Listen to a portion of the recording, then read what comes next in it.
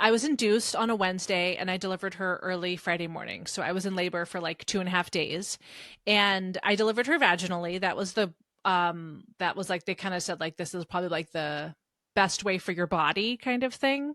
And so I was open to that.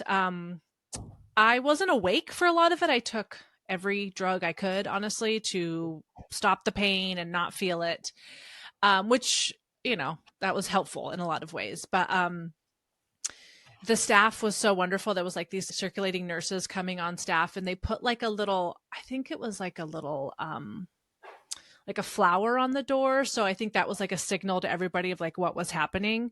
And it was hard because I was in the labor and delivery section of the hospital. So I could hear other babies being born, which was really hard. Yeah. But my husband never left my side. My mom came and we watched a lot of bad TV. And then I delivered her, and we did get to hold her for a long time, which was wonderful. I remember like right before I delivered her, they kept asking like, "Do you want to hold your baby?" And I was like, I don't know. I didn't know the answer. Like I was like, I don't know how to answer this. And somebody probably asked me like every few hours because I'm sure they were doing their paperwork, and I just there was one nurse in particular that I kind of just was like, what do I do? Like, can you tell me what to do? And she was like, I think you should hold your baby. Do you want pictures? And I was like, what should I do? And she said, I think you should get pictures.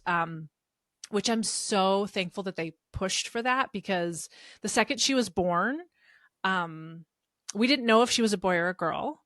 Mm. And we heard she's a girl. And I had dreams that she was a girl, but we had chose not to find out. So I was like, I knew it.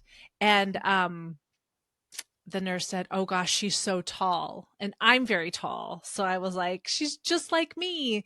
And she looked like my husband, like she had my husband's nose, which I have a very strong nose. And so I was like, well, she got your nose. um, and then I remember another nurse came in and said, I'm going to take pictures. And if you don't want them, you don't have to have them. We will keep them here for you for a year.